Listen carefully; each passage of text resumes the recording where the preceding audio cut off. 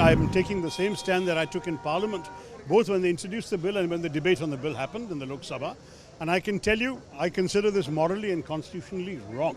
There is a pure communal message, a dog whistle as they say, a whistle to some people saying your communal agenda is what we are pursuing. I will say to you that I am fully in support of the decision of the India Alliance's Indian Union Muslim League to go to the Supreme Court against this. It's very petty communal politics. It's a dog whistle to people whose mentality is communal and they want to polarize voters of that stripe. It's not acceptable to us.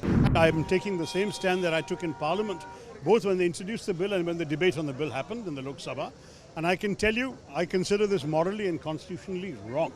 Because the basis on which partition occurred was one country saying that religion is the basis of their nationhood, and they went off and created Pakistan. And Mahatma Gandhi onwards, all our other leaders, Jawaharlal Nehru, Maulana Azad, Dr. Ambedkar said, no, religion will not be the basis of our nationhood. Our nationhood is about, our struggle for freedom was for everyone, and the constitution and the nation we create will be for everyone. On that basis, we created a constitution which you cannot discriminate against people because of their religion or their caste, their color, their language, whatever. If you're a citizen of India, you have the same rights. This is the first time that into the principle of citizenship, you are finding a law being brought in that actually discriminates by excluding people of one particular faith. The rule is very simple. Anyone who has come to this country before the 31st of December 2014, who has sought refuge in this country from a neighboring country where they fear persecution, is eligible for citizenship. That's all that needed to be in the law. There was no need to specify which religions are eligible and thereby exclude people of only one religion. There is a pure communal message, a dog whistle as they say, a whistle to some people saying your communal agenda is what we are pursuing. That is unacceptable to us. It is clearly timed 4 years after the passage of the bill, just for their benefit in these elections. And I will say to you that I am fully in support of the decision of the India Alliance's Indian Union Muslim League to go to the Supreme Court against this.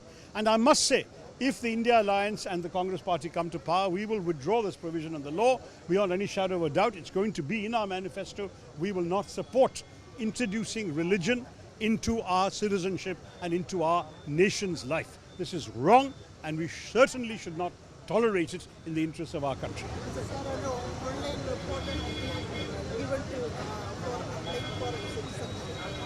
So I think just a few days before the election announcement. Oh, it's definitely connected to the election, no doubt about that. This is all in order to get a certain polarization of the electorate and to show that Muslims are somehow to be treated differently in our country. And I don't think that's acceptable to those of us who care for India and who are proud of India's unity and India's pluralism. The whole idea about India is that it doesn't matter what your religion is. You can be a good Muslim, a good Bengali and a good Indian all at the same time. The problem is these people don't seem to appreciate that. Here in Kerala, we have a long and respectable tradition of honoring and welcoming people of other faiths. The Jews came here 500 years before the birth of Christ. They were welcomed. The Christians came here. Muslims came as traders and merchants. We've had everyone welcomed. Everyone has lived harmoniously in coexistence in Kerala. We cannot possibly accept any rule that leaves out people of one religion. It's not acceptable to us. The Chief Minister has said that this will not be implemented in the state and we have passed a resolution. Yeah, I'm a little puzzled by that because I'm not aware of any pending cases in the state. This is not a matter for the state, it's a matter for the Home Ministry in the central government. Those who have arrived before 2014 have applied for asylum. They've normally had to go through a very long wait, partially because India does not have a refugee and asylum law, which I have been clamoring for the last 15 years. But anyway, they've been a long wait. Under the CAA, there will be fast-track citizenship for those who've been seeking refuge from neighboring countries. That's a very good principle. Those who are fleeing the neighboring countries, who fear persecution there, on any grounds, should be given asylum in our country. And I would have welcomed this law. But the moment you say people of one religion are excluded, what does that mean? You are basically leaving out people who may also desire to become Indian because of persecution. What about a Taslima Nasreen? What about a Dawood Haider? What about people who have come from Pakistan who may have been born Muslim but who have rejected that country and who have been persecuted in that country? Why should they be left out? The whole point is, in our country, we do not discriminate on the basis of religion. Afghan Muslims have come here. Are we now going to leave them out? What is this? What kind of politics is this? It's very petty communal politics. It's a dog whistle to people whose mentality is communal and they want to polarize voters of that stripe. It's not acceptable to us, and we have every intention of withdrawing this law in this form as soon as we get elected and come to power.